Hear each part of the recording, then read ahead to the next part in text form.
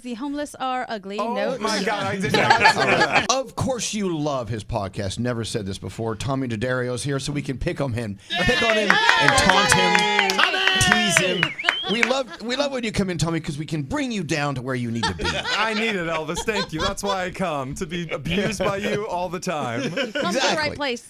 Get back to reality. So, Tommy, I was looking down your list of guests on the podcast, and you're really hitting it out of the park. If you're a fan of Spider-Man, Brand New Day, we have someone to talk about here. Also, if you watched Obsession, if you loved Obsession, like Danielle, it made her throw up. I threw up. No, you didn't. Yeah, that one. You know what scene I'm talking about? We should all talk about it and see if she throws up again. But yeah, the sandwich scene. Okay, moving on. Okay, talk about your guests. Let's start with Michael Mando from Spider-Man. Oh my God, he was so cool. So he plays Scorpion, if you've seen Spider-Man Brand New Day. And it's funny because he made his debut in the MCU world 9 years ago. He had a little cameo at the end of one of the Spider-Mans. So now he's back for the first time playing a villain. But what's so cool about him is he's this actor who plays these like gangsters in a show called Better Call Saul, and this super villain, and he's this tough macho man, and he comes on and he's sharing so many things. Obviously, the point of my show, I've never said this before, is to bring people on and have them say things they've never said, and that's totally up to them what they want to share.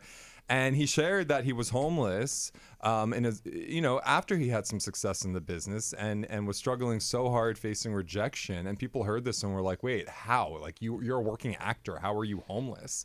And he opened up about this, and the response it had from so many people, not just artists or actors, but from people in every profession was mind-blowing, because they were like, oh my God, we've too struggled with things like this, and nobody talks about it. Like, looking at this dude, he's this ripped, like gritty guy, and you're like, wait, you went through that? No, because you just forget. So it's a really cool episode. And of course, he talked about what playing Scorpion meant to him and being on set and working with Tom Holland, and if he might later on turn into Venom, which is big in the MCU world. So it's a really cool episode, and I loved having him on.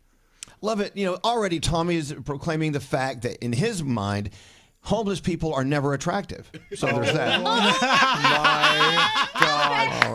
All right. How did you make that jump from what I was saying? Because you're like, oh my God, I they took see that from it. Oh, is that what exactly. Gandhi, So tell him. basically, Tell him, everyone Gandhi. here Tell him. is just trying to cancel me for some reason. Oh my goodness. Oh Tommy my God. DiDario says the homeless are ugly. Oh my God, I did not say that. So that's another reason why you should check out Michael Mando on the podcast. Now, moving to Michael Johnston from Obsession. Oh my God. Obsession, even though Obsession came out, God, when? It was 6 months ago or something? No, a couple months ago. I mean, and he's still doing so much press because people can't get enough of it. It got released on video on demand, so now there's a whole new audience discovering it. It is such a messed up movie.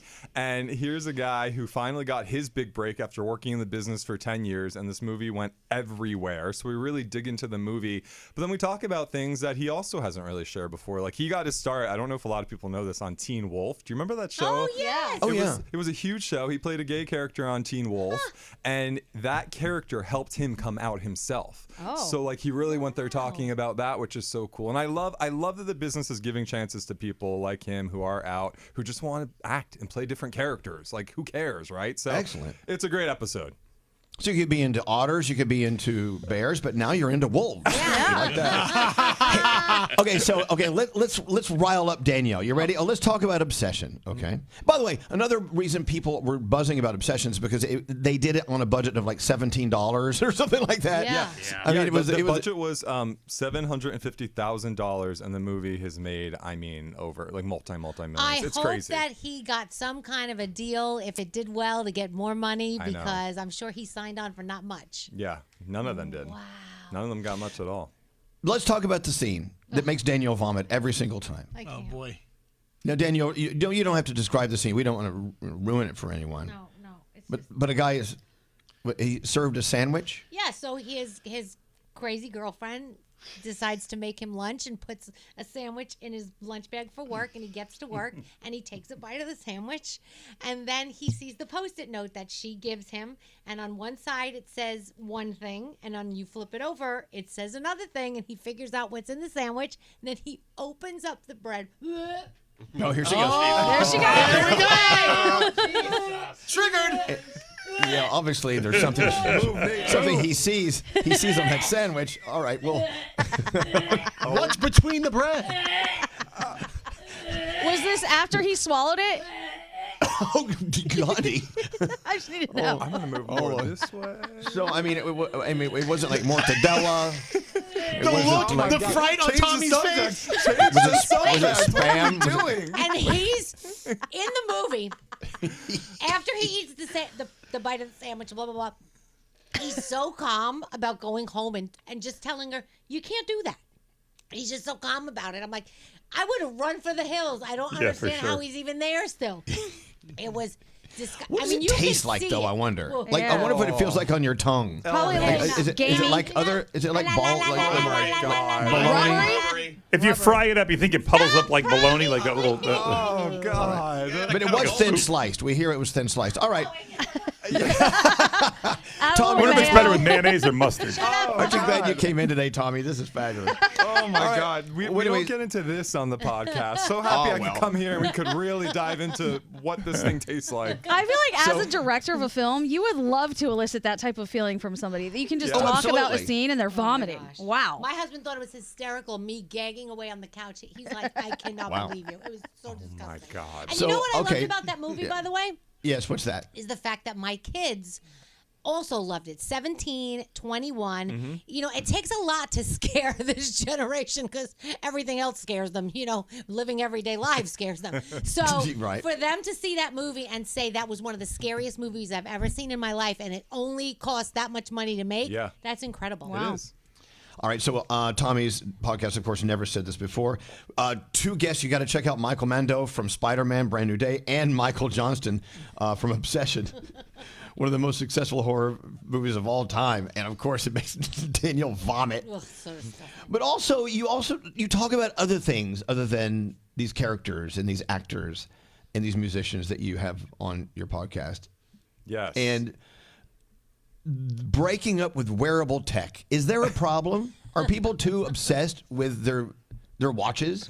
So yeah, every Friday I drop a Tommy Talk and I take on a topic and I give my perspective on it. And it's really fun because Tuesday's the interview, Thursday's a part 2 of the interview, Fridays are that. And this topic, breaking up with wearable tech, I decided to talk about because I was wearing a trackable sleep ring and a trackable watch, and they were giving me so much anxiety that the opposite effect was actually happening. So I would Talk about that. What do you mean? In what way? I'm a beautiful sleeper. I sleep like 7 hours solid. Nice. Solid, right? I don't get up. Like I sleep through the night. I put the ring on. I had the worst sleep in my life for 4 nights. Wow. Because I'm like, what is the ring saying? Did I move in my sleep? Am I not getting my deep sleep? I was focusing on the data so much that it was messing up my sleep. Wow. Even with the trackable watch too, like 10,000 steps. We all want them. We all like strive to hit it every day. It was starting to make me feel like depressed when I wasn't hitting them, or like I didn't get in what I needed to get in, and suddenly I was going to get a terminal disease because I was seeing my data on my wrist. Like it was having the opposite effect. I get it's great motivation for a lot of people, but for Right. me, I'm so type A that they were stressing me out. So I had to break up with all wearable tech. Wow. I get it. All right. So is this a thing for anyone else in the room? I agree with Tommy 100%. I think, Gandhi, you have the same credit card and you get the free Aura ring, right? And you can get the Aura ring and everybody's like, oh, you got to get it. It tells you how good you sleep. No. I think the same way you, because I'm going to be so anxious when I look at the app. Even if I get good sleep, it's going to tell me I didn't get good sleep, and then I'm going to sleep even worse because of this stupid friggin' ring. Yeah, Right? 100%. It's like I get it's designed to help you, but what if you don't hit your goals? And then what? What are you supposed to do with it? Yeah. I can't force Right. myself to sleep better the next night. Whatever happens when my head hits a pillow, it happens. It's So anxiety what do I do with inducing. that? You just feel like a Well, loser. the tech that drives me crazy in my house, the scales. The bathroom scales. is what I'm saying. Yeah, I don't So like that's why getting on those that's why either. I don't wear them anymore on my ankle. Yeah, Frog. What? No, I wear a watch and the steps thing, like you said. So for a while, I was getting 10, 12, 14, 15,000 steps a day. And then there was a couple days where it would rain and I wouldn't be able to get outside and get my steps in. And it would depress me. I'd be like, I didn't get it done today. My streak's over. And it would completely throw me into a spiral. And I had to overcome that. I'm still using it, but I've tried to break away from it a little bit and not be so just that was how I judged whether my day was good or bad. Yeah, Good. it's hard. It's hard to do that. I was even when it would be raining out, I would start walking around my New York City apartment in circles trying to get the steps. I'm like, what am I doing? A, I'm dizzy. B, like, am I that obsessed with 10,000 steps that this is what it's come to? Wow. I'm walking around in Yes. circles in my apartment I've done that. because I want my watch to say 10,000. Yes. Like, it was crazy. Wow. So another reason why we need to move from that digital world toward the analog world a little bit. You know, you don't have to totally cut it off. There was another Tommy Talk topic you had about living on other people's timeline, and this is the one that resonated with me. But go ahead and describe it to the circle. Yeah, this was actually inspired from my producer Steph, and I guess Gen Z's having a really hard time right now with comparing themselves and living on other people's timelines, but every generation deals with it. I've dealt with it too. I think we're so quick to compare ourselves to other people if they're getting married at a certain age or having families at a certain age or buying their house at a certain age or at the top of their game in their career at a certain age, that we constantly tend to compare ourselves to their timelines. But in reality, it doesn't mean you're behind. It doesn't mean you're failing. It just means your path is going to lead you to where it's going to be. And even times in my life where I was like, oh, I'm not there. I'm not where I want to be yet. Well, then 3 years later, something happened that I could never have imagined that is even bigger than I thought would happen. So I talk all about that and ways that I've navigated that and gotten through that because it's real. I mean, I don't know about you guys, but I'm sure there's a point in your lives where you were comparing yourself to other people's timelines professionally or personally. Well, let's talk about it. So I will make a prediction here that the majority of the people in this room aren't like that. I know that Gandhi doesn't give a flying flip about what anyone else is doing, and I don't. I really don't. I've never. There are other people in the business that we're in that are just revved up, and then they're going for broke, man. And I'm like, let them do it. I don't. But is anyone in here thinking about other people's timelines? And, Nope. Like I know Scary doesn't care. No, I don't care. No. Froggy, do you care?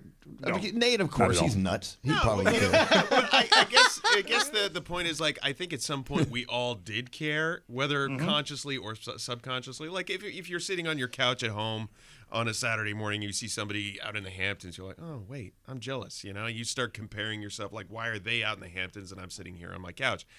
Now I don't care, but Right. it took a while for me to realize don't care about that kind of stuff. And that's the point. It's like, in retrospect, I wish I didn't care when I was in my 20s, and I hope that this conversation helps people care less. But you still get things today. Like I turned 40 this year, and I have a lot of people, their favorite question to ask is like, are you guys thinking about having kids? It's like the number one question we get, which, by the way, I feel like you shouldn't ask somebody unless your family or friends are super close and you don't get offended. Like, to just ask that to somebody is, I think, a little I don't know, offensive, because you don't know someone's reasoning. But anyway, that's a different Tommy Talk I could do. But that's like the number one thing you get. So sometimes I can't help my mind going to a place of, oh, well, I mean, should I be? Like, is this the time when if I'm going to have kids, should I be really thinking about it? There's nothing wrong with thinking about it. There's nothing wrong with but going, then you wait a start minute, thinking let's think like, about it.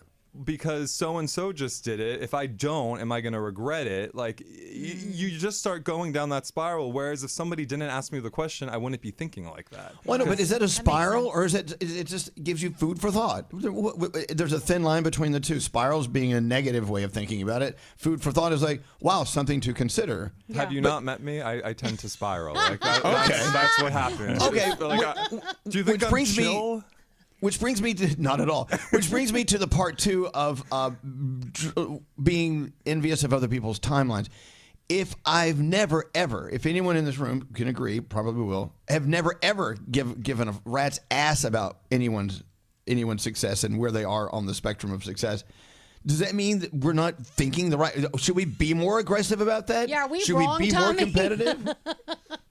Should we be wanting for that? I don't think comparing yourself to other people's timelines or lives means you're not driven or want to be less successful. I just think it means that you're focusing on the wrong thing. Like, if you want to reach your goal, focus on that, because focusing on what someone else is doing won't help you get there. Yeah. That's what I think. It's not going to help you get there. If you're looking at them online and scrolling on their feed, and you're just wasting your time. Everybody's journey is different. Yeah. I mean, you know. Yeah. But Elvis and I are the same when it comes to like getting invited to the party. Like Scary's got FOMO. Elvis and I have. Yes. Please don't invite us, please. FOMO I do have. FOMO, yeah, We've if got I- the opposite. If I have a Saturday afternoon in the summer and I'm sitting there and I got nothing going on and I'm rolling through everybody and everyone's out at the beach or the pool, I'm like, or barbecue, I'm like, damn it!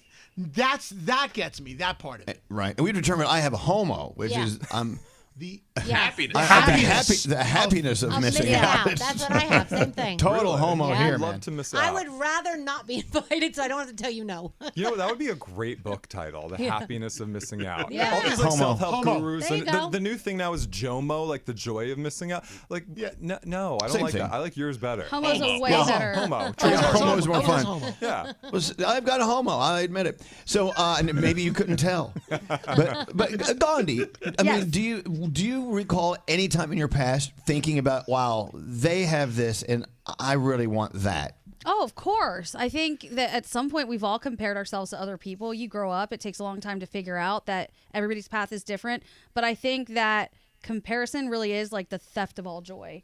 And everyone should move at their own pace and do the things they want to do. I think social media makes it so much worse. Yeah. And we were talking not too long ago about how this generation now is going to be the first that has more memories of other people's lives than they do of their own. And that's terrifying. Yep.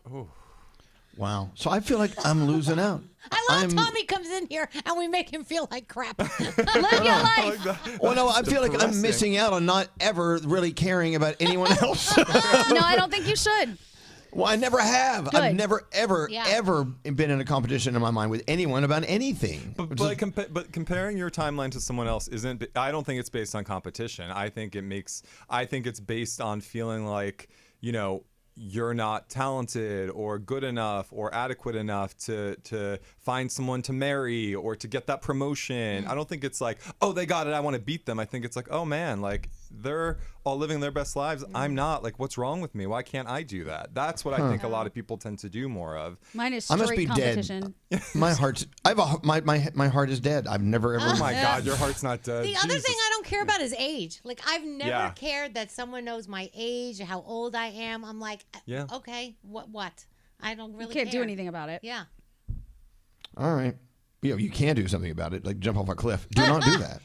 And I always say, if you got to turn it, you might as well celebrate it. Amen. Right? So, Amen. All right. Tommy's Tommy- depressed me. That's the point. Yeah. Of Thanks, Tommy. These Tommy talks is that we we have these dialogues that not everybody has. I'm not gonna like I'm just. sad now. Oh my. I'm not hot Get enough it to be invited together. to the Hamptons. Get it together. Lord. Oh, The my Hampton's so overrated. See, that's my like. Who cares? I I'll be agree. out there in a couple of weeks, by the way.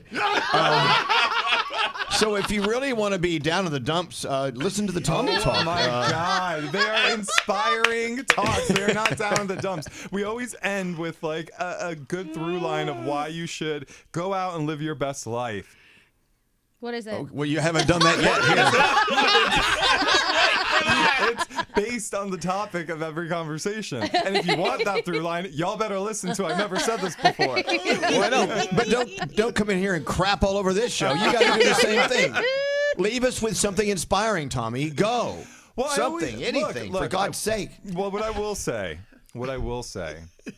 is we all have, and then I've honestly, like all jokes aside, I've been thinking about this a lot lately. Like we literally only have one life to live and it's going so fast, and maybe it's something about getting older, but I just feel like summer, it's gone. Like how are we here right now? Things go so fast now. And I was always told that by my parents growing up, like, oh, the older you get, the faster things get. I'm like, yeah, I don't know what that means. It's so true. It's so true. So at the end of the day, like, I think we just need to live every day doing the things that fuel our soul and make us happy. And shit's gonna come up, that's life. But it's how we navigate that so that we don't let it depress and cripple us, and that we can keep going and being the best version of us we can be. But live, like I always say, I've lost a lot of people this year. Live, like we are here. Let's live and make it the best life we can. Well, okay. Well, see, now I'm at the age that Oh my God. beyond your parents' age, so I know for a fact it's going by at lightning speed, and I'm losing more and more friends who are old. But you know what? It doesn't really throw me into a tizzy like it used to, because it's just the way of life. You're so, a very happy you live life in a very happy way, I feel like. well, I've got you fooled then. No, you don't. It's easy for you to say because you look great naked. Oh my oh my God. Here we go. Tommy talk. Not that I've seen Tommy that. talk, but, how to look good naked. Anyway, all right, get out of here. Tommy, please check him out. He's got great interviews with all the films that you're loving, and also his Tommy Talks. They will throw you in the ditch and then they'll pull you back out. There you go. That's right. It's never said this before, of course. Check it out on the iHeartRadio app lists, and of course, the Elvis Duran Podcast Network. And of course, online at Never Said This Before. Tommy, we love you. Now get out of here before we all get really sad. All right, love you guys. Love you guys. Hey! We were happy before he walked in here. Have you noticed that?